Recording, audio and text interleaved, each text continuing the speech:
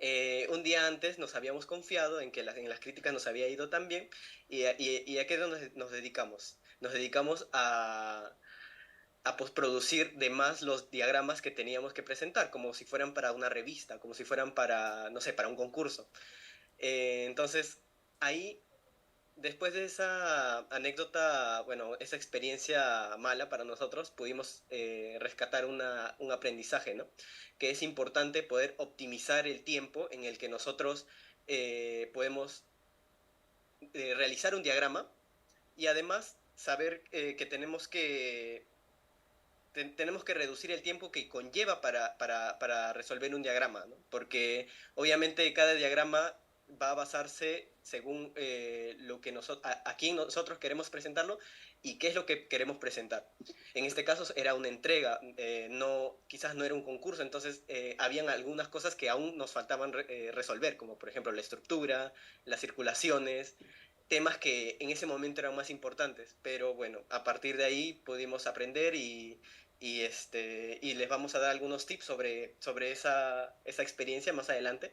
Pero primero quiero enseñarles dos ejemplos bastante interesantes sobre el uso de los diagramas en áreas distintas a la arquitectura, pero que nos ayudan a entender el poder que tiene el diagrama para poder expresar una idea, así sea una idea simple o una idea compleja, porque puede servir para muchas cosas.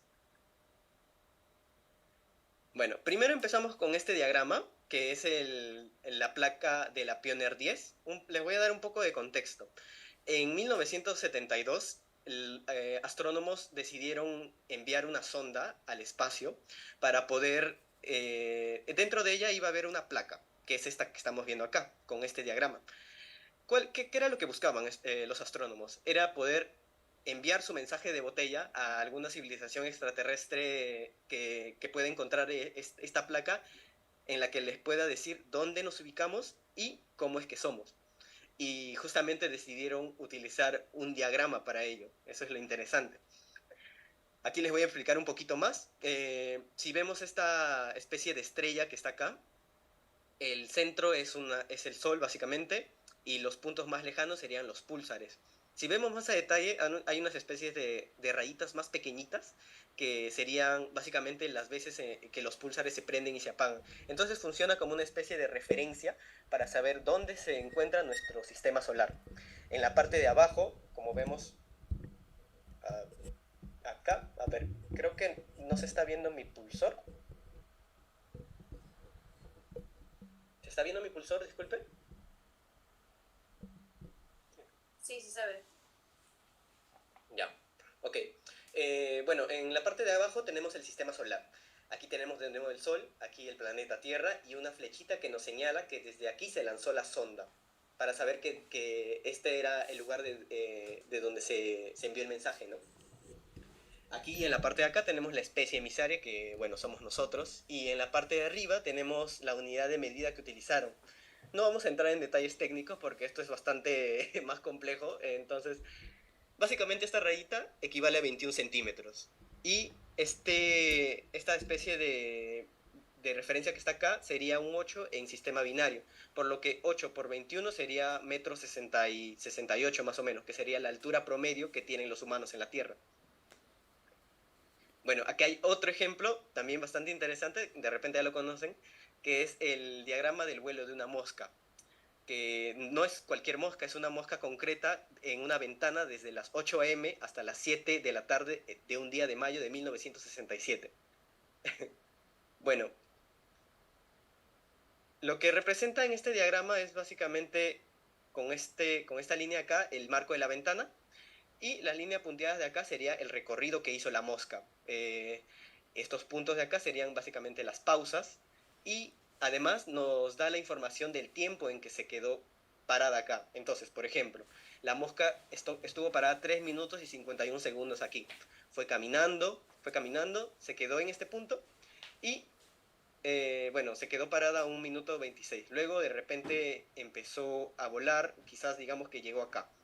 Siguió caminando y aquí ya no se paró, sino que voló y ya no se sabe hacia dónde fue.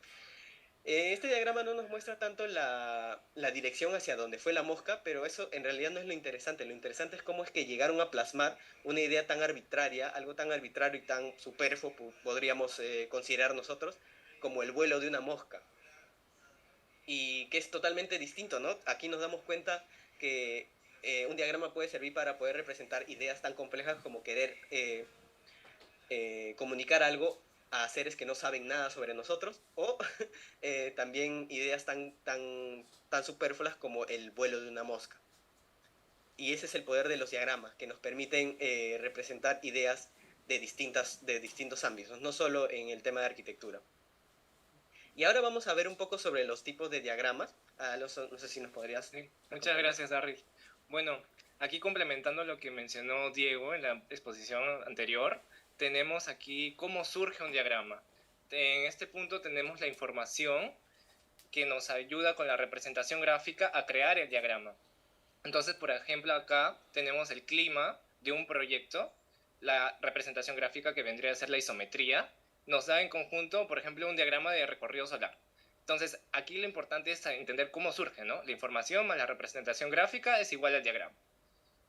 Pasando a la siguiente diapositiva, para que entiendan qué tipos de representaciones gráficas tenemos, hemos sintetizado la que hemos encontrado y las hemos subdividido en dos. Tenemos la de 2 dimensiones y las de 3 dimensiones. En las de 2, lo que utilizamos más los arquitectos somos la de planta, corte, elevación y algunas gráficas o tablas que utilizamos para hacer temas cuantitativos que necesitamos representar de un proyecto.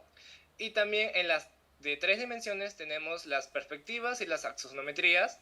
En las perspectivas es lo que usamos para ya al final del proyecto, al verlo ya como una visual de seres humanos que lo vemos habitualmente. Y las axonometrías, que es lo más interesante que tenemos, que nos permite representar el proyecto en las 3 dimensiones con cotas reales que podemos ver en un proyecto a diferencia de las perspectivas, ¿no? Luego, a partir de lo que mencioné antes, de la información más la representación gráfica, ¿cómo entonces subdividimos los tipos de diagramas?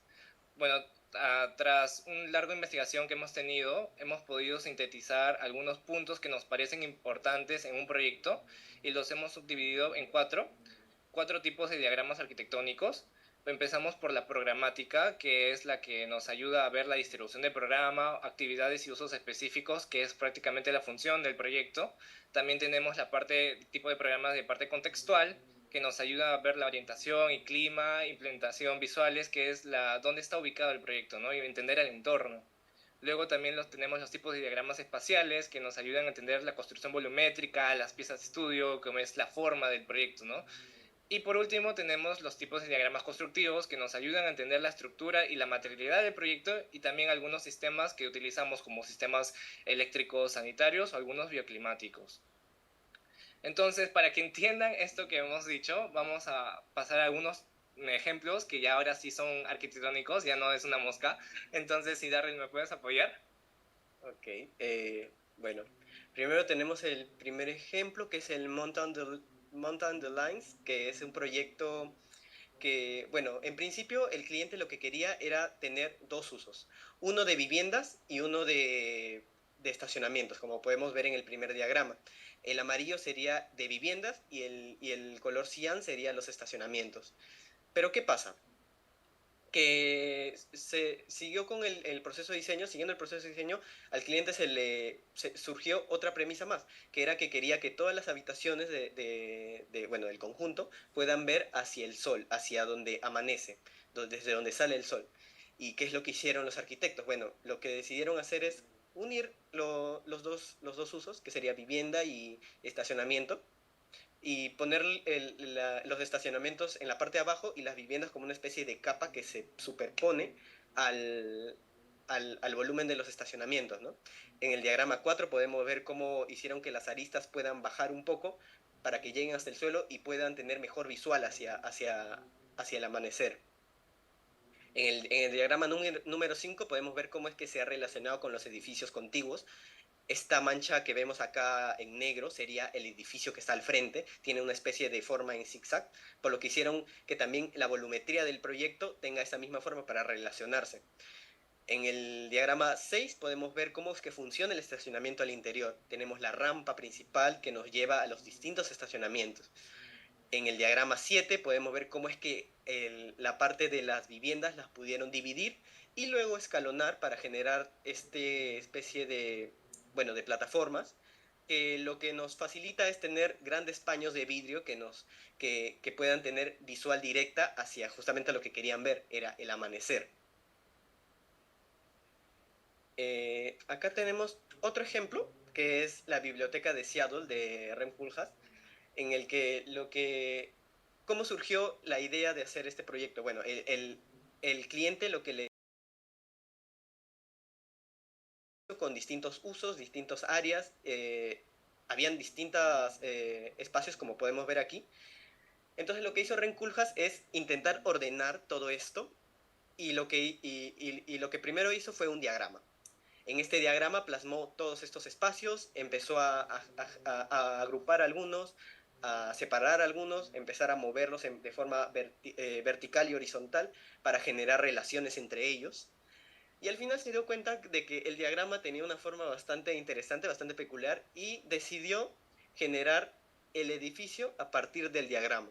Entonces, si se dan cuenta, el diagrama y el edificio tienen la misma, bueno, una forma bastante parecida, ya que como le funcionó este diagrama a Ren Koolhaas es como una herramienta de diseño, que es un poco contrario a lo que sucedió en este proyecto de acá, ya que aquí el diagrama se hizo a posterior, después de haber tenido el diseño. En cambio, en este caso, el diagrama sirvió como herramienta de diseño para generar la volumetría. Y bueno, ahora vamos a ver el tema de cómo elegir el diagrama correcto, ¿no? Porque ya hemos visto los tipos de diagrama, para qué nos sirven, y ahora